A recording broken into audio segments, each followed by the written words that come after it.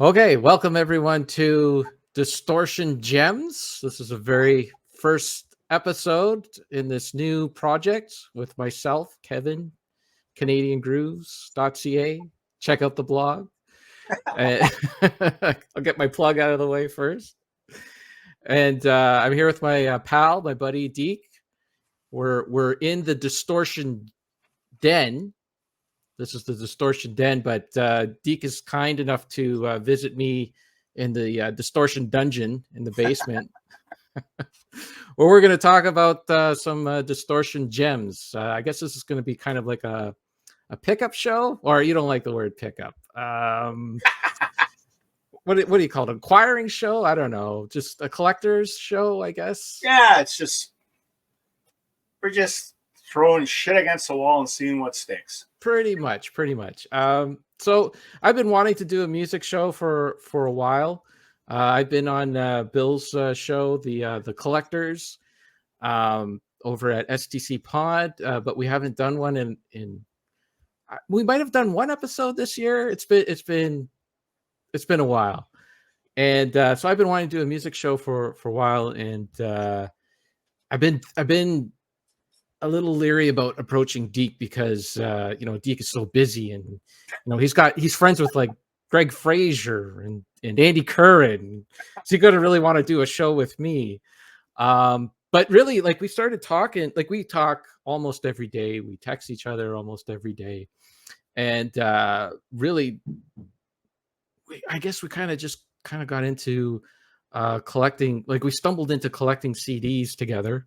In a way, I've never not collected CDs, but you were anti CD. You just had your turntable, right? I did, yep.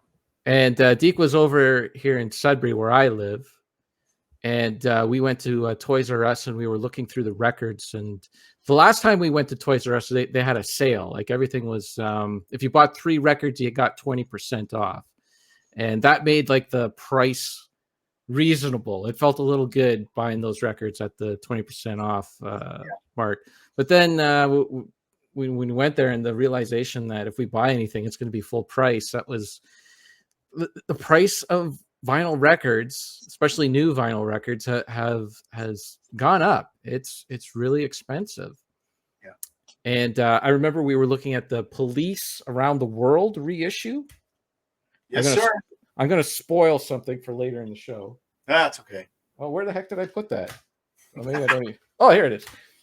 And so we walked over to it was $60 or something, 60, or it was expensive anyways, for one vinyl record and a DVD. And then we walked over to the CD section, and there they had it on CD, The Police Around the World, a little different packaging, but it was the CD and the Blu-ray for half the price, for $30. And Deke actually found this. I did. And I cried like a little baby and said, Deke, I really want that. And he's like, okay, here you go, kid. You can have it. So there you go. So that kind of like got us talking about CDs. And you were like, I don't have a CD player.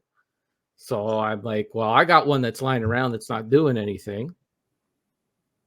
So there you go. It ended up in Deke's hands, and then all of a sudden the floodgates opened. Deke's like posting every day. I went to the thrift stores and bought 30 CDs for $5. Yeah. I'm like, my God.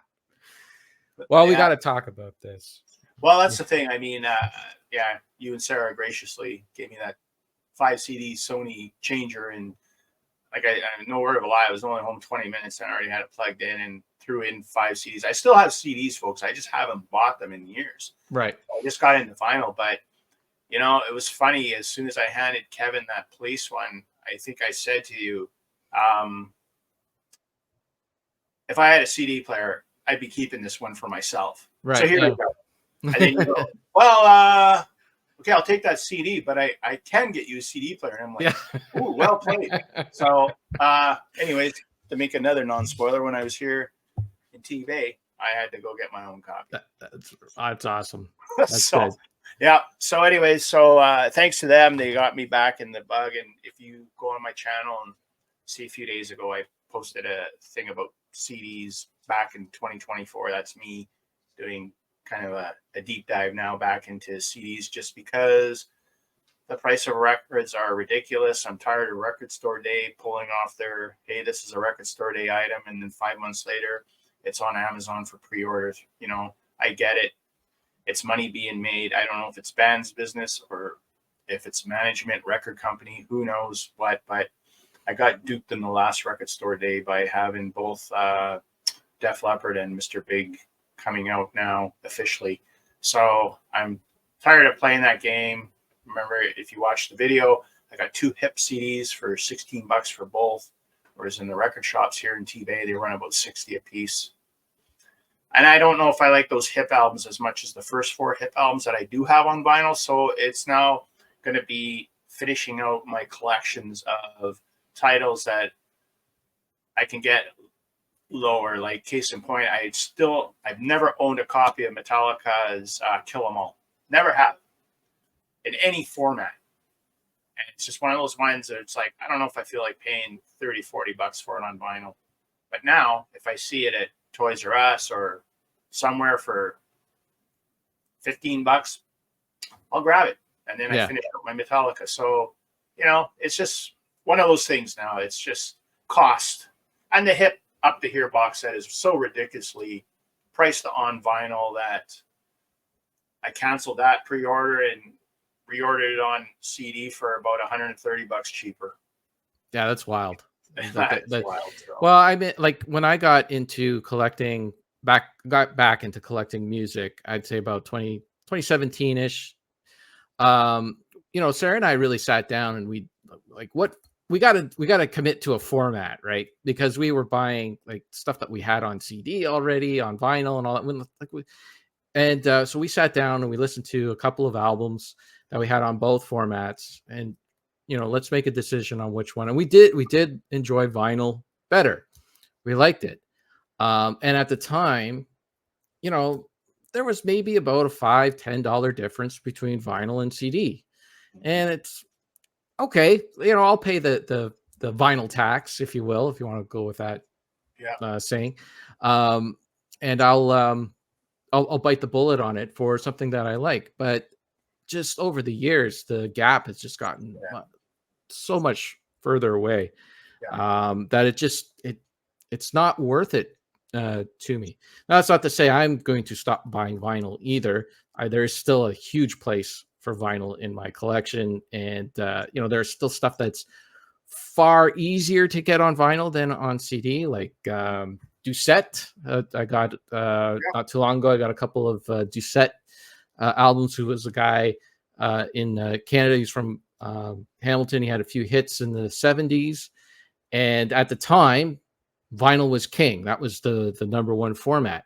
And you could find his stuff on vinyl fairly easily if you go to a record show or even a used shop or whatever. You can find his albums for a few dollars.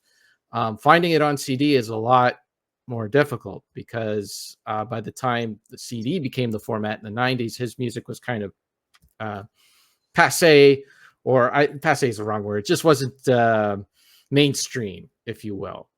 You know, and there's other bands like that, like FM or Loverboy or whatever. Those CDs, I find they're kind of expensive, you know, if you want to buy them on CD. So I have the vinyl, and I love the vinyl. So for me, I guess it's just all about budget and finding the right thing, the right format for the right price. What's going to give me the best bang for my buck? Because I like having a nice big library with lots of things to listen to. Absolutely. Like Roth says, more value, bang for the buck. Sorry. That's You can edit that out. No, it's stated. But that's not to say we're only going to talk about CDs. We are going to talk about other things as well in our collections and that. We're just going to, I think what we're going to do is we're going to talk about some things, and then we're going to transition over to CDs later on, depending on how long this goes and all that stuff. Yeah. And this, I don't know if we haven't really talked about a schedule or anything like that. I think we're just going to do an episode when we feel like it. I'll be like, Deke, I got a stack of 20 CDs on my desk. Let's do a show so I can get these back on the shelf, kind of thing. So yeah, we're just gonna, yeah, no set schedule. We're just gonna do the episodes when we feel like doing them, and we're just gonna have fun. And like Kevin says, everything that we're gonna talk about is gonna be music oriented. So it's gonna be CDs, it's gonna be vinyl, it's gonna be books, it's gonna be merch, anything that's music related. It could be, if Kevin pulls out a Charlie Pride record that he picked up for $1, then that's what we roll with, right? I got something close to that. Not So, quite Charlie Proud, but yeah. so, but it's just it's not going to stick per se to the rock format. Pretty much for me, it's gonna. Everybody knows my deals, but anyways, we're gonna deviate. It's just not going to be strictly vinyl and CDs. But as long as it's music oriented, we're going to throw it out there, and maybe you folks will say, "Hey, that's cool. I'm going to grab that book, or I'm going to grab that CD or that record, and or that shirt, or go see that show." Yada yada. It's just going to be basically a Distortion gem free for all. Yeah. Everything we get is a gem. So that's right. Well, we only buy gems here. That's it. Okay, so I don't know who wants to go first. Who wants to? Maybe I like, you're the star of the show, really. I'm just the sidekick. So maybe should we save you for last? Is that because people want to know what you got? Although they could just skip it forward. It is a video where you have control of it on YouTube. Or they might just delete the video entirely. Yeah. How did this get in my feed? You are going. I will warn you. You are going to lose subscribers once this is posted. But that's what happens to me every time I would post stuff on YouTube. I post a new channel or a new video, and my subscriber count would lower because people I think subscribe for one reason or the other, and I post something new, and they're like, I didn't sign up for this. Goodbye. I don't worry. I mean, it's great if people are going to hop on and watch and follow and subscribe, but you know what? It's okay whether we have 1 view or 100 views, 1,000, whatever. It's fine if somebody can find something saying, "Hey, like I said earlier, that book, that CD, that record, that T-shirt, whatever." Then our job's done, and we appreciate feedback in the comments. Sure. So, yeah. Okay. Well, I'll start then. Why not? So I just have, for our pre-CD talk, I don't know haven't decided on what to call this yet. I just had the records that I bought when you were in Sudbury and we went to Cosmic Days. I will talk about one record I found. I'm not going to say where I found it because I don't want people getting upset that I didn't come visit them when I was in another town. It's not that person. It's not that town. Just maybe I'll edit that out. Okay. Anyways, no. when I was at a Talese, somewhere in Ontario, I found this Chet Atkins record. Chet Atkins, the guitar genius, who is very much an influential guitar player to a lot of the guitar players that I like. Has a series of albums that he did with other artists like Mark Knopfler, and I have one actually that he did with Jerry Reed, which is an interesting listen. But this is old school guitar. This came out in 1963. Wow. It's in stereo. It sounds really good. All I had to do was like brush it clean. I didn't really have to like do a deep clean with the water and the solution and all that stuff. And his brother Jim Atkins does a little bit of vocals on some of the tracks, but it's mostly instrumental tracks. Mm-hmm. So it's a good one to put on in the morning when you're just eating breakfast and you want something on in the background. Wanting to chill. So then, of course, I went to Cosmic Days with Deke, and Deke is very influential on my purchases. Let's start with what I found on my own. Like you have to find stuff when you're out with Deke. You have to find stuff that's going to impress him. Now, this album actually has been on my want list for a very long time. I have all of the Cheap Trick albums from all the early Cheap Trick albums. I have up until, is it All Shook Up? I think that's what I have up to. Okay. But I was missing before we went to Cosmic Days, I was missing their debut album. Oh, I did not have Cheap Trick's debut album for some reason, but now I do. So this is a reissue from 2014, but I don't care. It sounds great. It's 180 grams of vinyl, and I just had to brush it clean, take the dust out of it. I didn't have to do a deep clean on it, so I was happy to find that one. I also got myself Heart, Little Queen. This has been on my list for a while too, with the Barracuda. Yeah. Interesting cover with the I don't know, they're at a medieval fair. Or no, actually they were supposed to be gypsies, right? I think so, yeah. Yeah, that's right. That's coming back to me. Because they felt that the band was like they felt like they were gypsies going from town to town playing. So that was the theme there. Kick It Out is such a killer track. Yeah, it's a really good rockin' album. It's a good album, yeah, for sure. I also picked up Triumph Progressions of Power. Nice. Funky cover. Yeah. Right there. And funky back cover. Check it out. I really dig in the early Triumph stuff. I've never really listened to them that much. I was surprised when I did pick up Allied Forces, how many of the songs I recognized from it. I probably listened to it like that album was, I listened to it for the first time maybe 2 or 3 months ago. And I knew like half the songs from the radio. It's one of those things where it's like, I didn't know that was Triumph. So I've been grabbing all their early albums, and this is another banger. It's good stuff on here. Yep. The other Canadian trio. The other one, yeah. Yeah. What are you talking about, Santers? That was a joke. What? We'll rush right by that joke. I picked this up because I know the Snowman's going to watch this episode, and I needed to impress him. So I picked up the Idol's first album, his debut. Yep. After what was his band that he was in? Generation X. That's it. Generation X. That's what generation we're in. We're in the X. That's right. Anyways, this has the White Wedding on it, and only part 1, not part 2. That's okay.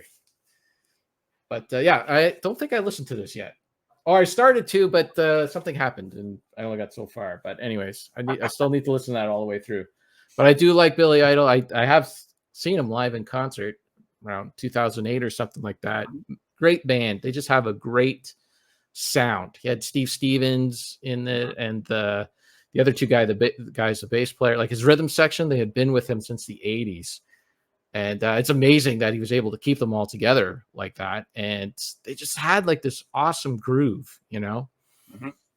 It's good times. I also picked up UFO. Yeah. No Place to Run. When I posted my pickups there on social media, the UFO got a lot of buzz. A lot of people feel that this is an underrated album. Very much so. So this might be for a possible other project that we might work on. Who knows? This might be a contender for that other project. Okay. Yeah, that Deke doesn't know what I'm talking about. That's okay. Hey, but a little tidbit about that record. It was produced by George Martin from the Beatles. Oh, that's right. I did read that on the back, and that is impressive. Yeah. Pretty cool. And he didn't like working with them. No, eh? Well, they were hard partiers. Right. So he was coming from a different scope, right? But anyways. Yeah, because as goofy as the Beatles could be, they were very hard workers, especially early on, right? They were, But there's some good bangers on that album, man. Yeah, I did listen to it, and I enjoyed it. And Sarah came in, she said, "What is this?" I said, "UFO." She said, "This is good." So you got a thumbs up from me and a thumbs up from Sarah for that one. What it's about, man.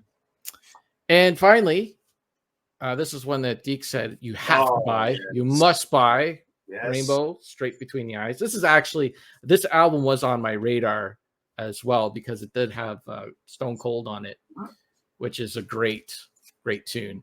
Yep. I haven't listened to the rest yet, but it's on the to listen pile, so I'll get to it.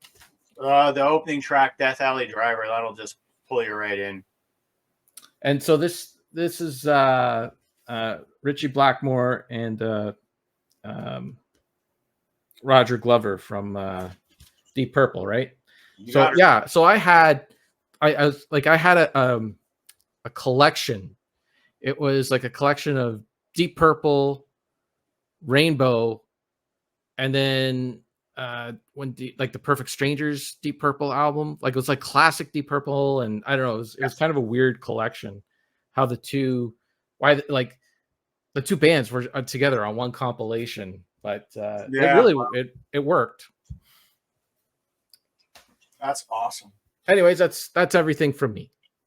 Okay, so I thought, you kind of looked at me kind of funny when I said Santers.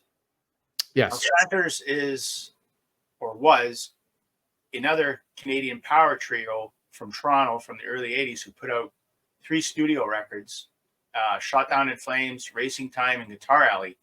And the connection to Triumph is Rick Emmett produced Guitar Alley. That's why I said the other Canadian. Oh. That's why I know where everybody's going. It's Rush. That's why I threw out Santers. Well, yeah, I got the joke. I just didn't get the reference. I had to be the guy that goes there.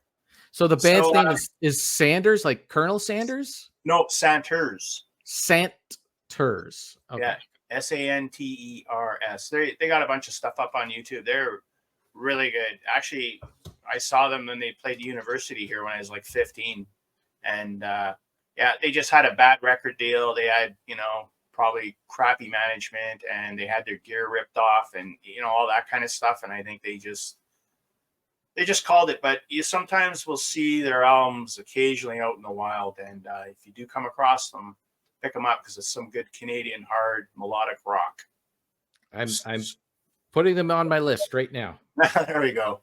So I didn't grab as many records at Cosmic Dave's as Kevin did, because I bought 2 sealed records. One that I've been eyeballing for a while is this deluxe reissue of UFO's classic Lights Out album from 1977.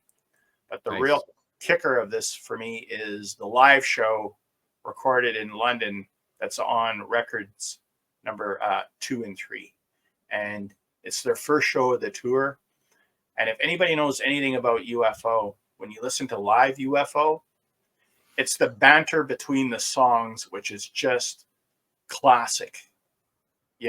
Like Phil Moog, the singer, will tell the crowd, like, you guys are just pissing about down there. It's okay to get up off your arses and stuff. And it's just the fact that they just leave it in there is just so brilliant. So, it's a nice 3.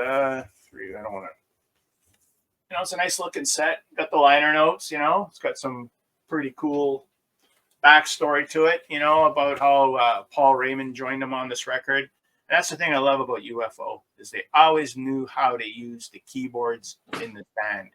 They didn't Americanize their sound. They stayed English. So Paul Raymond would double up on rhythm guitar, while Schenker was playing his leads and whatnot. And then he'd dilly-dally back to his keyboards and, throw down some Hammond or synthesizer or whatever. And they just never overdid it. And that's what I really loved about their sound.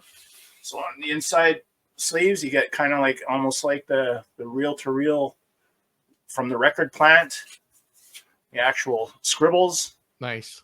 For the records and whatnot. And yeah, it's a really well done package. I'm glad I grabbed it. And just give me 2 seconds. I forgot to grab the second record that I got, which was, thanks to Mr. Kevin. What do I do now? This record has been up for debate for many a year in the Judas Priest catalog. Oh, right. This is my fault. This is your fault. And we're at, I think it was the night before, we were actually in your house just hanging out, and we were talking about Priest, and I was saying, never liked that album because of Johnny B. Good. And Kevin threw down a couple of fair, valid points about it. And I thought, you know what? I originally bought it on cassette back in '88 and quickly dismissed it. I will say that is one kick-ass album cover. It is, yeah. And I always thought that was the best thing about it. So I sampled a few tracks there off of my Apple library, and I thought, well, yeah, okay, maybe. And then sure enough, at Cosmic Dave's, they had it, and it was pretty decently priced. And so what the hell? I took the gamble and picked it up. I have not listened to it yet in full. Okay. But you know what? If anything, now I have everything on Priest vinyl from, I think it's Hellbent for Leather right through to this one, along with Firepower and Invincible Shield. So you know what? Hell, why not? So yeah, that's it for me and the vinyl I bought there. So ta-da! I wanted to ask you about that UFO set. So what? So it's the album Lights Out, right? It's it's the studio album. The first Right. record is the studio album, front to back, and then the live stuff is basically there's about four or five songs. They do about half the record live. Oh wow! And yeah, I mean they open up with Lights Out, and they do Love to Love, which is the big epic, probably one of the, I hate to say ballad, but if you want to hear a great song how it's supposed to be done, that's actually 7 minutes long. It doesn't seem like 7 minutes long. It's Love to Love is a song to check out, especially Shanker's soloing that just takes a song out. Like he just lifts that song up and just did what he did. And, and for them to roll out that song third in the set, that's like, and probably the crowd, the album just dropped, I think that day or that week. Wow. Yeah. So, great band. I love all their stuff, and they just never made it big over. Like they had certain markets where they were big, but they just never went to that next level. Like they were hard partiers, and anybody that's read Geddy Lee's fantastic biography, he talks very highly about UFO opening for them. Rush back in the late 70s, especially hanging out and drinking with the late bassist Pete Way. So, anybody out there is thinking about checking out UFO, definitely check them out. I know Johnny Snow just bought a 10 CD box set of them for dirt cheap on Amazon, I believe, and I probably just ruined his end of September. Might have to edit this out, but he sent it to me on the side, and I thought, good man. So, yeah, that's it, buddy. So we can move on to more of your stuff. Okay, well, I guess this is it. This is where we go to the CDs. So this is the segment of the show that we're going to call Dirty CDs We Bought Dirt Cheap. Boy.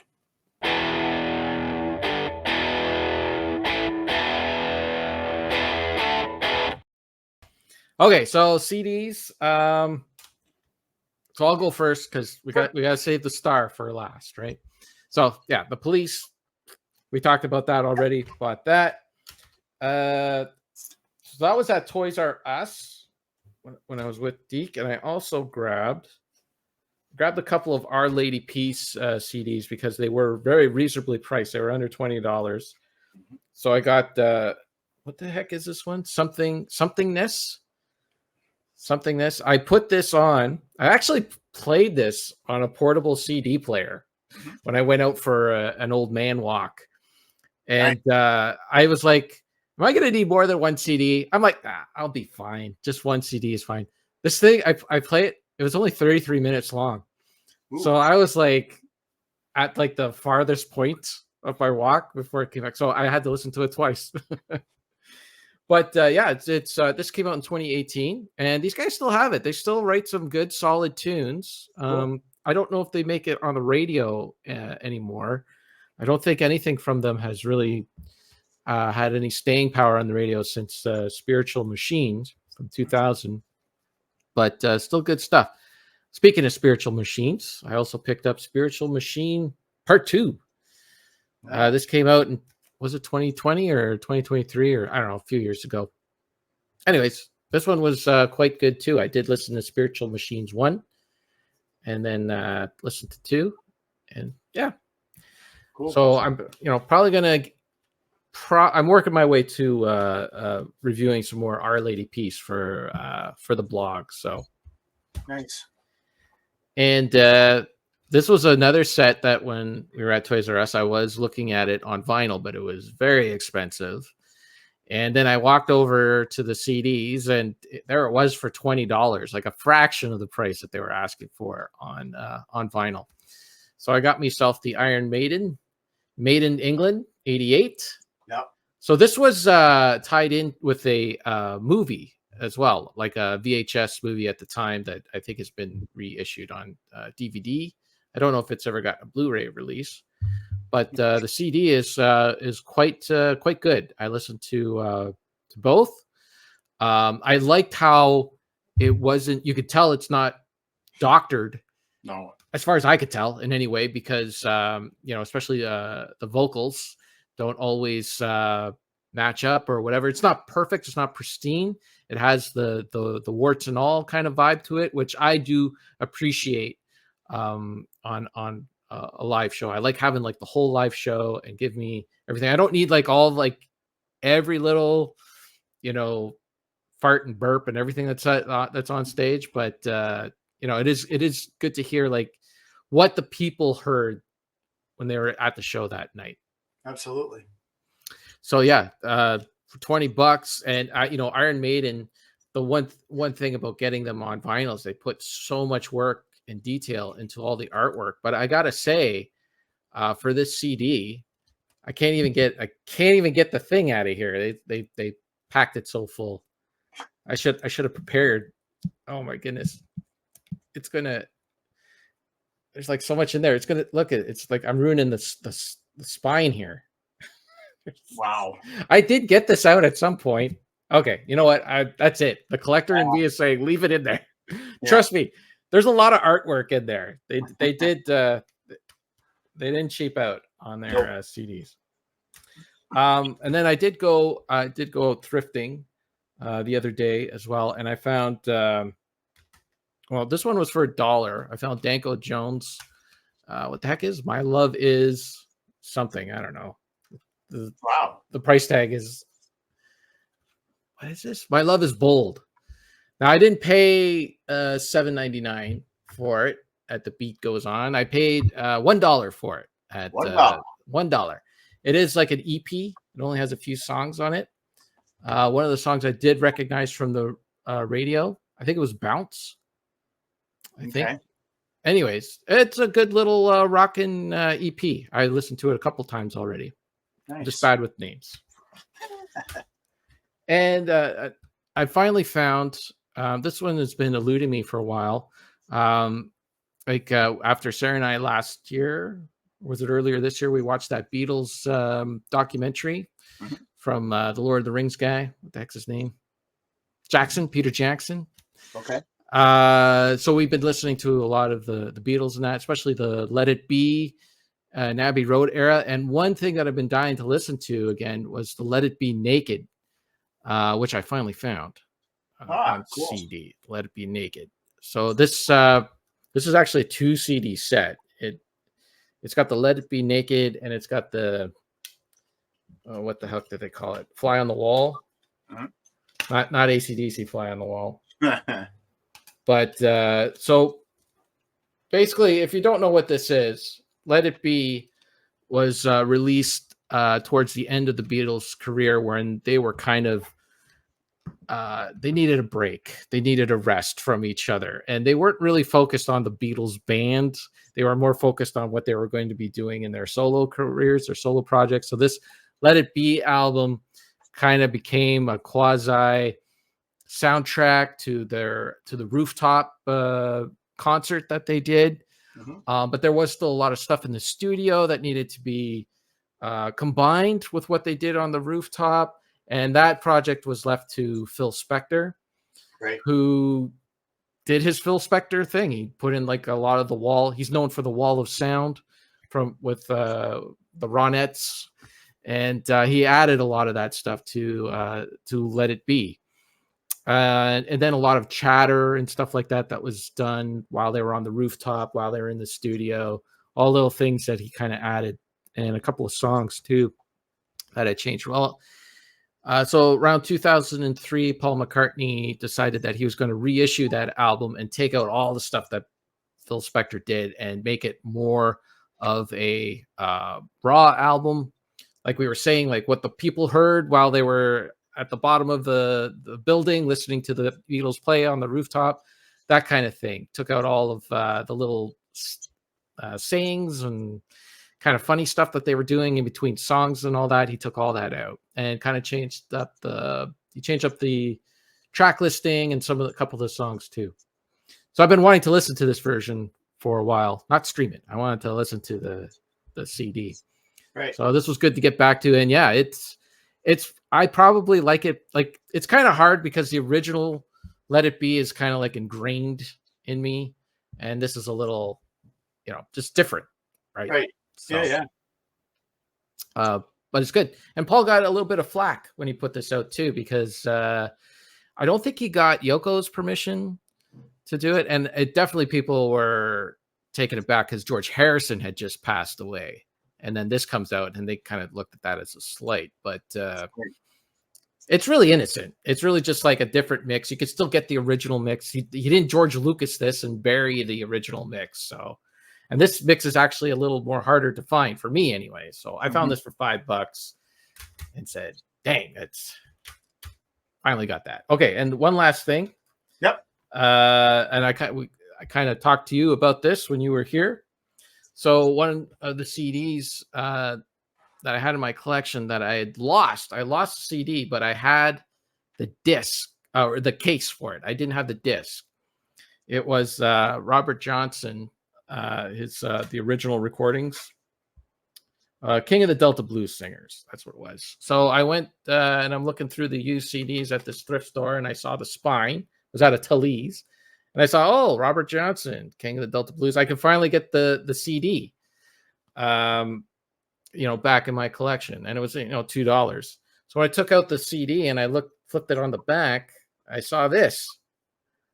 I'm like, what the heck is this? It's got a gold thing. I'm like, don't tell me this is one of them gold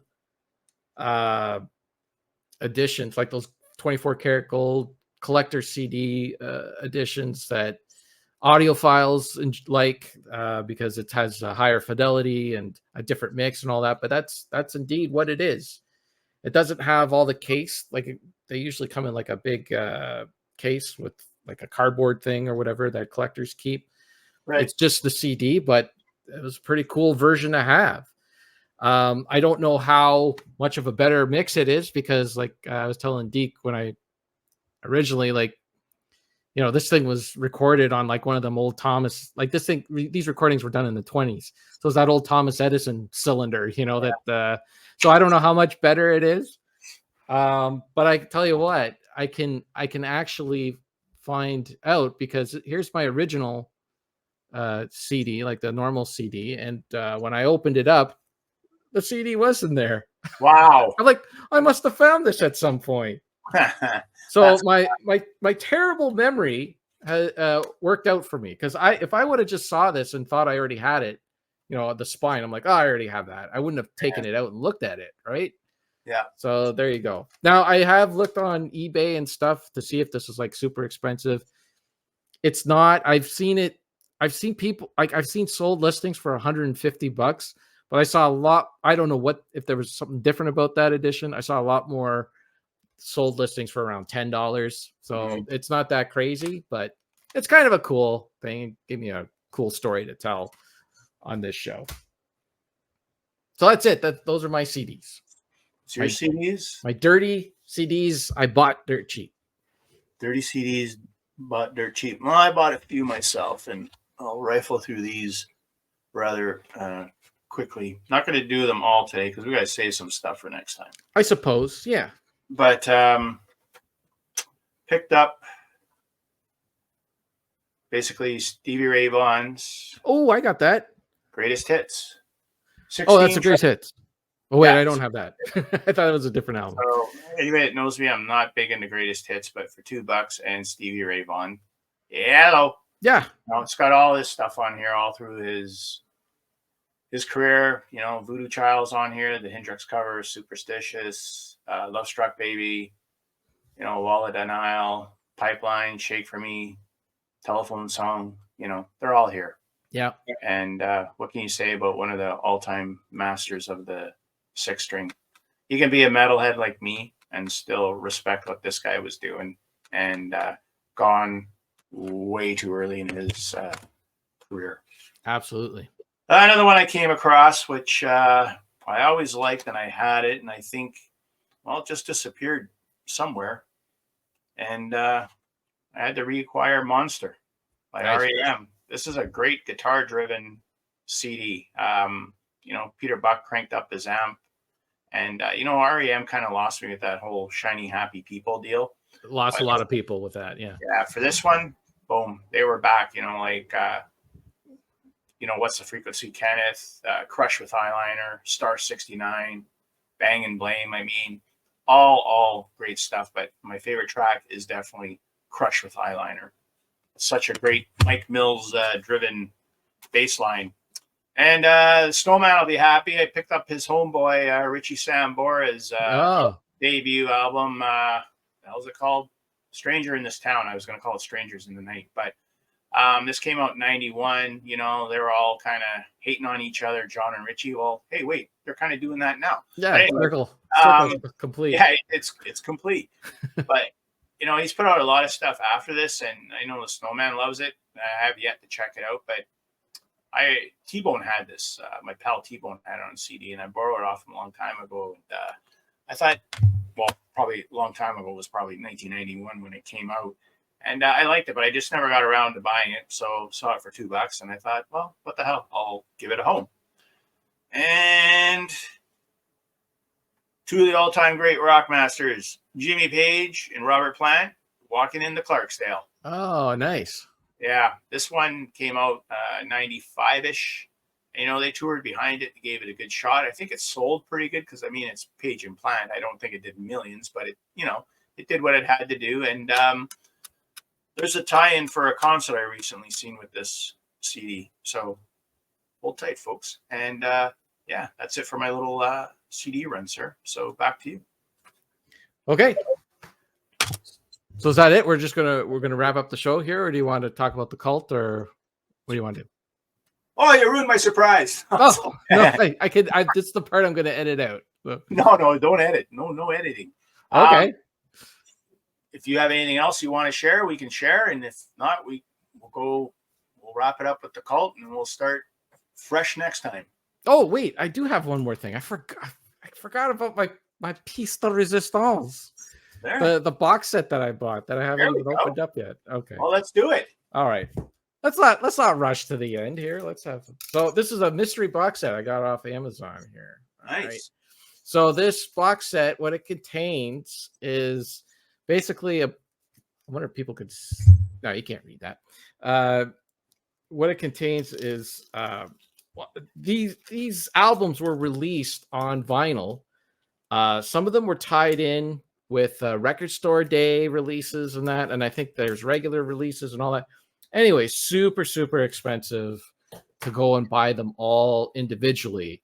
And then here they came out on CD all in one set for one low price.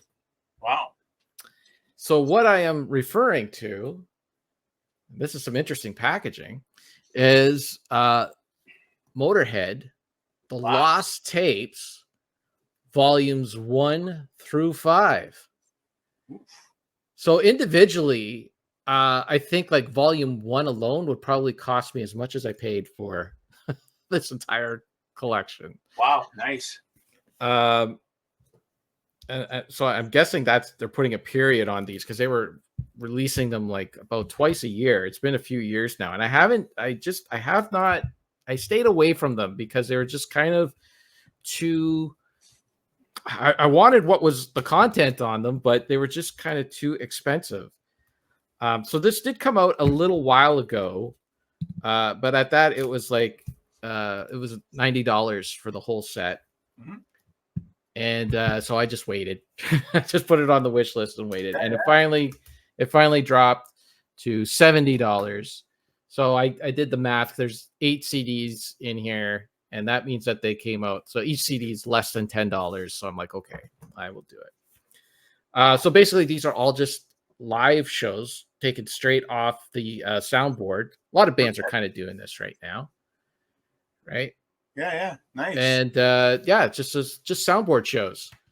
And sometimes it's like some of the shows are long enough to have 2 CDs, and some have one, but they just come in this fake little vinyl packaging. And yeah, for one low price, got them all. So they're all from different eras of the band too. Some are from the classic era. This one was from 75, and this one is from a different year than 75, 1998. So you got the Mickey D and Phil Campbell Right. band there. 1998. That's when I saw them. There Well, we no, I go. saw them in 96. I might have saw them in 98 as well. Anyways, so yeah, I got a show from Madrid, show from Norwich, all over the world. Exciting stuff. I'm really happy. That's I awesome. did this. Yeah. So there you go. Got your Motorhead fix. That's right. I needed more Motorhead. I think I have probably about 25 Motorhead CDs, and I keep needing more for some reason. It's called being a fan. Yeah. Being a fan. So, as Kevin mentioned, the Cult came through Thunder Bay September 10th for what they're calling the 84-24 tour, which is 40 years of the Cult music, Cult rock, as I call it. And yeah, when they announced the date, I was pretty psyched. I thought, deadly, I'm definitely going to see the Cult. I mean, it's Ian Astbury and Billy Duffy, and the tie-in with Page and Plant is the Cult's bass player Charlie Jones was in Robert Plant's solo band back in the late 80s. Oh. And also was the bass player on this record and tour. And I believe his father-in-law is Robert Plant. Wow. So he's now playing the 4-string with the Cult. He looks actually more, back in the 80s, he had the hair and stuff. Now he looks more like Adam Clayton from U2. That's who he reminded me of. He's got shaved head. Yeah, totally. If I didn't know who it was, I would have never guessed that it was that guy. And they had John Tempstia on drums, who's done Exodus. He played with Rob Zombie, I believe. Yep. Correct. And whatnot. And he's been with the Cult for a long time, maybe 20 years. So this lineup's been pretty intact for a while now. And they're down to a 4-piece now, because the last time I saw them here in town about 8 years ago, they had a guy doubling up on keys and guitar. So who knows, maybe it's cost efficient and, it's easier to, Ian and Billy can take more of the gate home and whatnot. And in this day and age, cutting corners. I mean, they're a touring act. I mean, they're like any other band out there. They're selling. They got to get out there and tour and make dough. So it was a no-brainer. So the tickets ran about $100. They played our 1,500 seat auditorium. And I'm thinking, which was rather disappointing, it was only about half full. Oh. So Thunder Bay snoozed on a good rock show. And you get, I don't want to go off on a rant here, but you get some of these other bands coming through town, like April Wine, Headpins, not too many original members. I mean, yeah, you can say the same about the Cult, but the Cult has always had a revolving rhythm section. This one's been pretty intact now for a while, but it's basically always been the Ian Astbury and Billy Duffy show. And those are the guys who wrote the songs, right? Songs, played them. Yeah. That's all legit. Yeah. That's who I'm paying to see. And, no disrespect to the other guys. They're solid, tight, kept the boat afloat, but I'm there to see Wolfchild and Duffy, man. And so anyways, we got to the show and, I mean, you can go on Ticketmaster and see the tickets that were available. So it wasn't a no-brainer to me. But once I walked into the auditorium and, they had the merch table set up, and I love merch. And I thought, they may never make it back to Thunder Bay, by this turnout. And so, I got to the front of that merch table. The good thing was they weren't selling vinyl. They weren't even selling CDs I think they were just selling swag, and they were selling, you could buy an autographed Cult poster for like $200. It was like, no. Stuff like that, signed drum heads, Ian Asbury's got his own hat line, stuff like expensive ball caps and whatnot. But I looked at the t-shirts, and they had about maybe 4 or 5 different t-shirts, and they had a hoodie, which was kind of out of my price range. And I was standing there, before I got there, and there's about 10 people ahead of me. So I was looking at the shirts because I don't want to get up there and start thinking, right? I just want to know beforehand. I can tell the girl number 1 and 3 or 2 and 4 or 3 and 5, whatever. Right. My size, and just move along, right? So I got up to the front, and I was hemming and hawing on 2 shirts. And next thing you know, Deke's old tapping, there goes $110. Boom, just like that. You got them both. I got them both. So one of them I had to get, which is on a cool kind of purple blue shirt, is Sonic Temple. That's awesome. It's just straight ahead, retro, all-time iconic album cover, right? Yeah, I love that. The color and everything.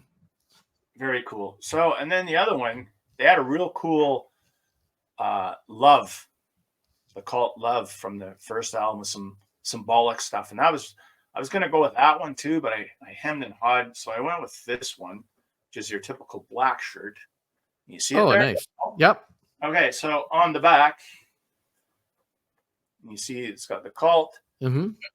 Okay, so from a distance, now you see Canada 8424. Yeah. When I was looking at that lettering across, I was going, what kind of gibber is that? And I realized that the cities are going down. Yeah. Montreal, Toronto, Windsor, Thunder Bay, Winnipeg. At first, I was reading it across going, is this some kind of Asbury jive code? I'm thinking, oh, hey, cool, it's the date. So I went with these 2 shirts, $110 Canadian. So we made our way into the theater, and there was a band from Austin, Texas called Culture Wars. That was the opener. Never heard of them. I pulled up a couple of tunes of theirs on Apple. Kind of light rock. It's hard to really describe their sound. The guitar sounded like jingly, different, opposite of the Cult.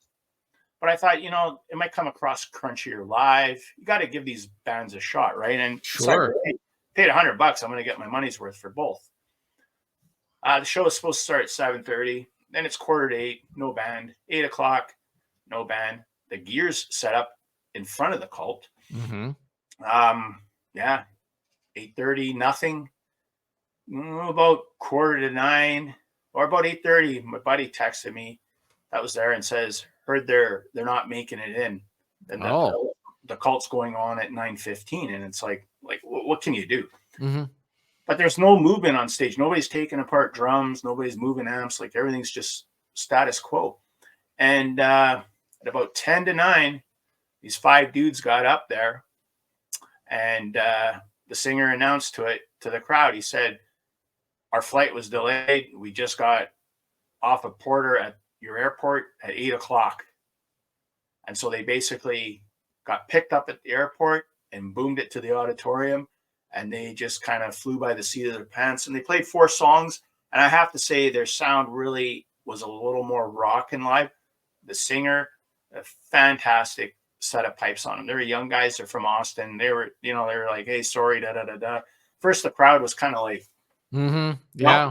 But by the 4th song, they were getting, everybody wasn't roaring at them, but it was like, ooh, like the singer, I could say they had more of an alternative rock live. And the singer, to me, reminded me of the singer from Train. Okay. With maybe a little more edge in his voice. So, you know what? For a new band, they weren't bad. And, if they were to come back to town, I would probably go and check them out. So now, after hearing that the Cult was supposed to come on at 9:15, now we're pushing close to 9:30. And, of course, probably city curfew and union bylaws, you're looking at an 11 p.m. shutdown, and I'm thinking, holy crap, I really hope the Cult don't slice and dice some songs off because of everything being pushed back. Right. Well, they basically came on at 9:35 and played till 5 till 11. So they did a full 17 song set. basically a huge retrospective of their whole career. They were doing songs from Dreamtime. It was great. They opened up with 2 songs from Beyond Good and Evil, which was In the Clouds and Rise. Then they went right into Wildflower from Everybody Knows Electric. And then they went into Star, which was from the self-titled 94 album, which I love, and not too many people know about it.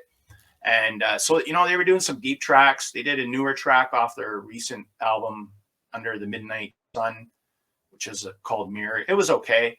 And then they'd go back into the old school stuff like The Witch and Resurrection Joe from Dreamtime, which is like a 40-year-old album. And Billy and Ian did an acoustic version of Edie, which was very well done. I mean, I have to say, Ian Astbury's voice was way better this time than it was 8 years ago.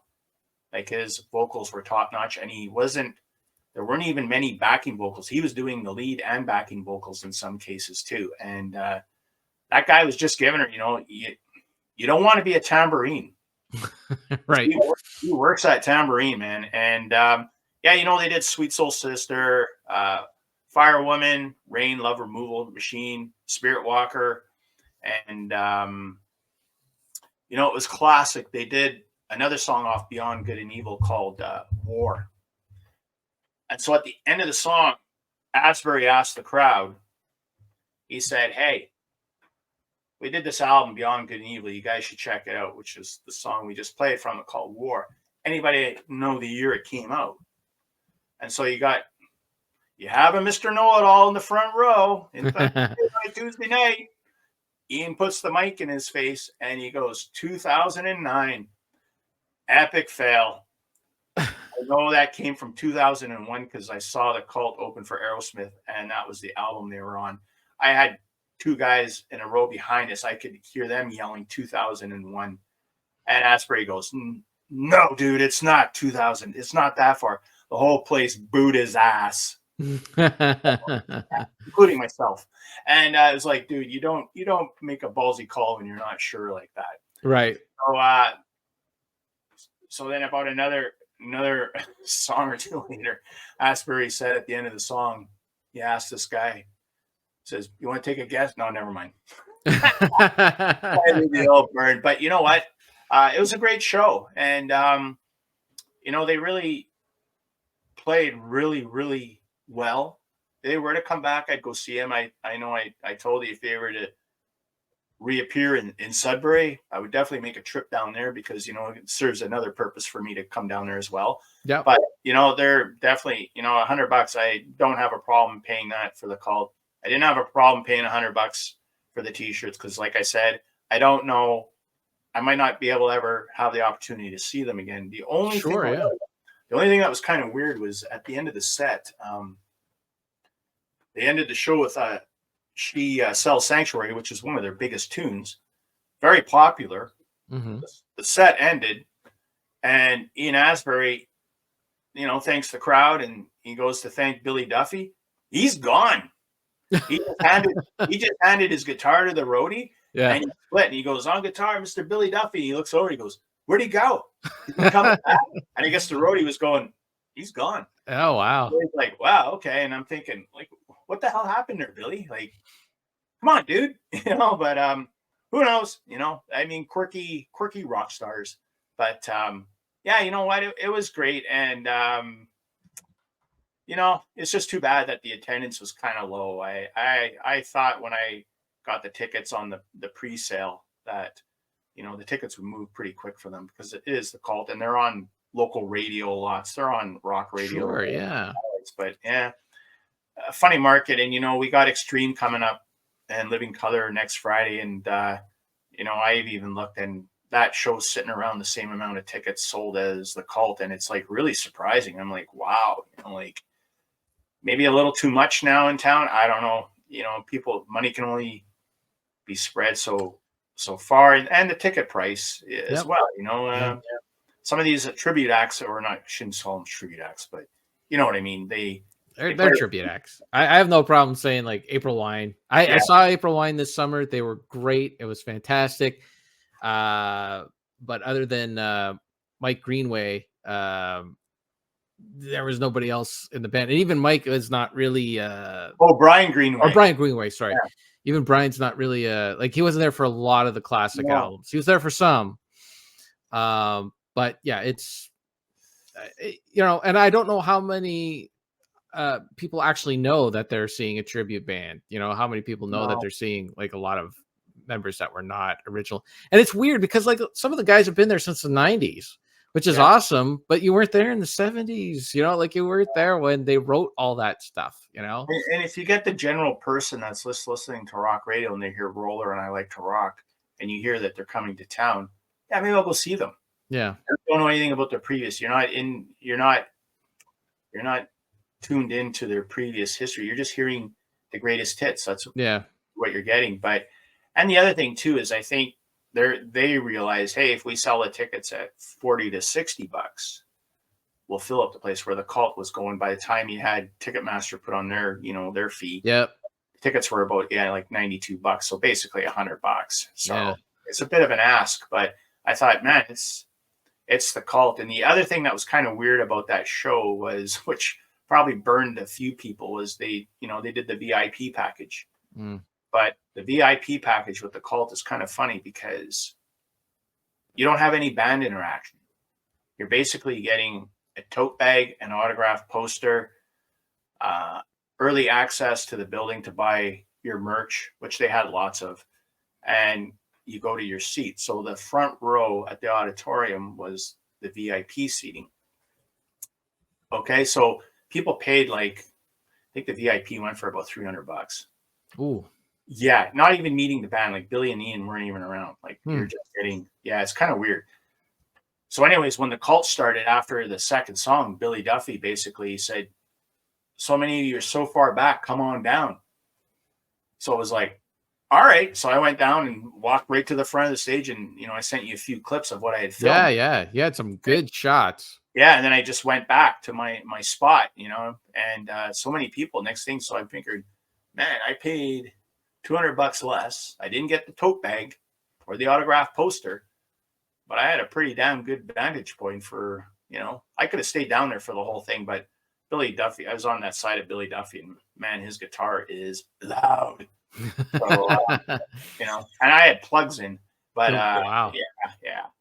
And but funny, T-Bone said, no, I didn't find it that loud, but he's going deaf because he wasn't wearing plugs. Yeah. But, it was, so that was kind of weird. I thought, but that's probably more management deal than band, because I don't think Ian Asbury knows. I mean, I think the thing is, it's a business, and as long as the money's being deposited into their bank account, that's the bottom line. But they sounded good. They put on a good show. They played, I looked at their previous set lists of Toronto, Montreal, and Windsor, 17 songs. So they still played their 17 here. So, RESPECT.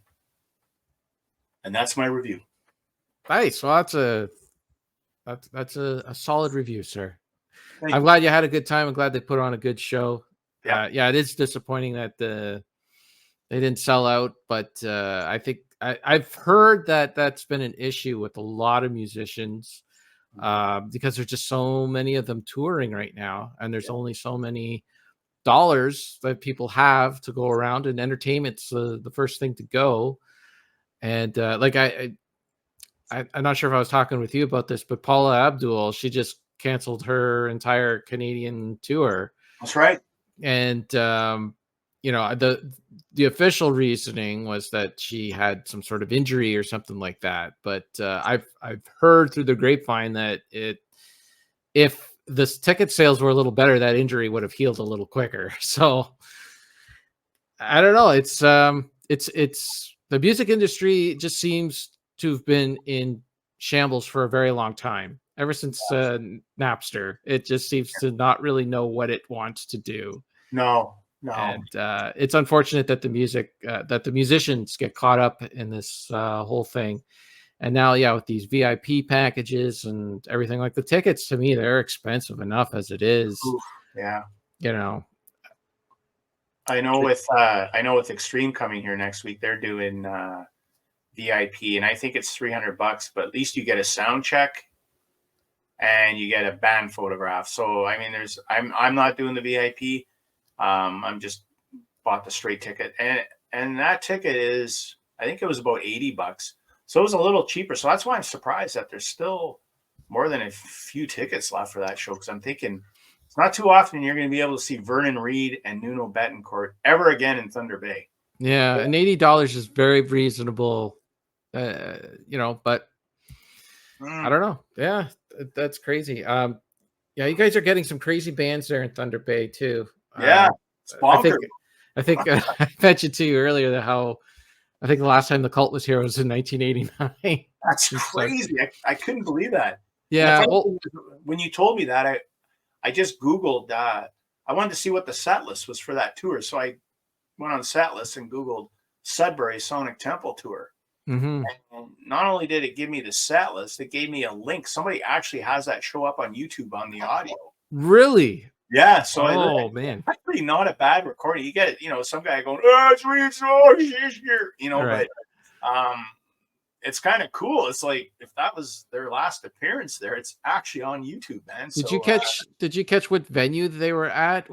Did it say? I think Was it it was the arena. the Sudbury Arena? That's cool because the Sudbury Arena has horrible acoustics. So to actually get a good recording there, that's a bit of a coup. There's It's listenable. Like I yeah. wouldn't listen to it on the headphones, but through the Okay. computer audio, Yeah. you, that I could understand Asbury. I mean, they opened up with New York City off Sonic Temple, so they were in full Sonic Temple mode, and I'm thinking, damn man, that's a great show. But yeah, they're due for a Sudbury visit, so if they ever show up there, man, me and Suey are coming down.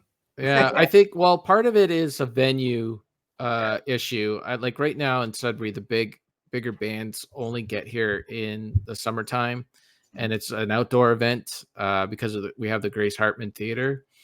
But right now the Sudbury Arena is a little bit in shambles. It's a very old arena. It needs to be updated, and it's getting torn down instead.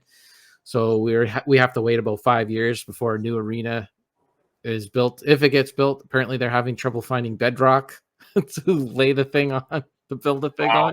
on. Right now, yeah, it's a bit of that's a bit chill. Then we have the Grand Theater, but I'm not sure how many that holds. That's another old venue. It's not 1,500, I don't think. So, it's and we don't have like a promoter here either that attracts acts here like Thunder Bay seems to have. Like you guys have Frank and Yeah. I don't know, some other magic going on there that you can get these big name acts there.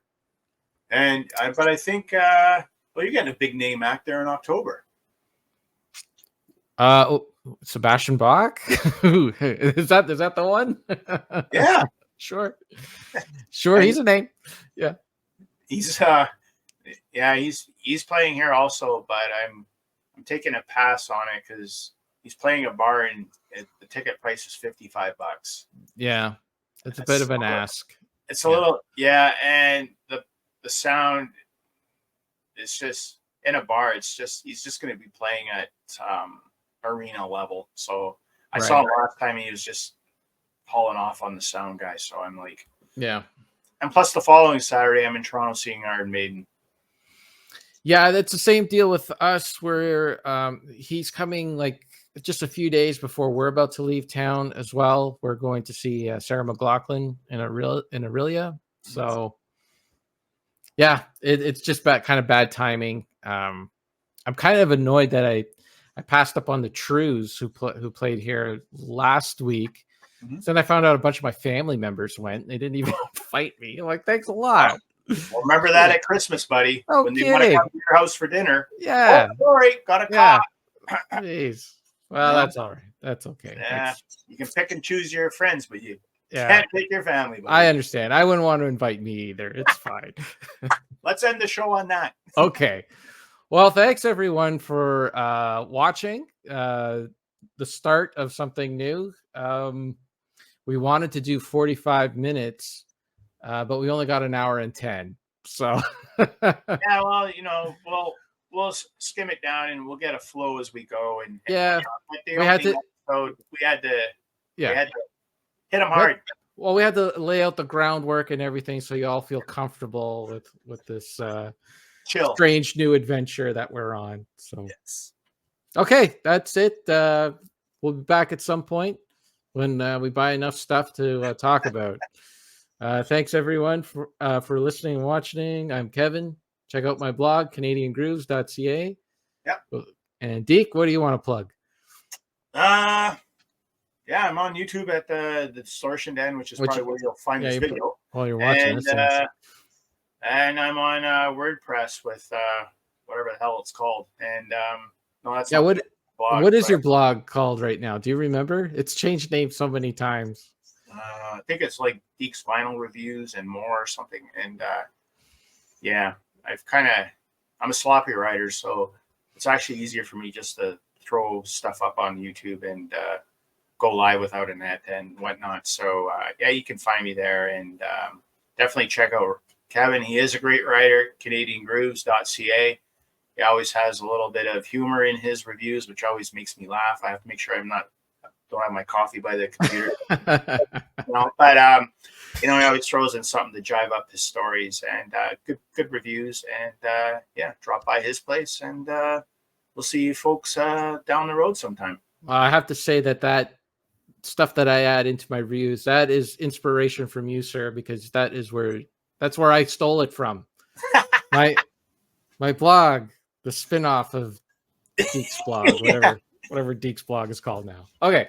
And thank you to Bill for this is a spinoff of what Bill is doing, because I have to say I used to watch it, and I admit I couldn't sometimes sit there for 3 hours and watch it. It'd be a long sit.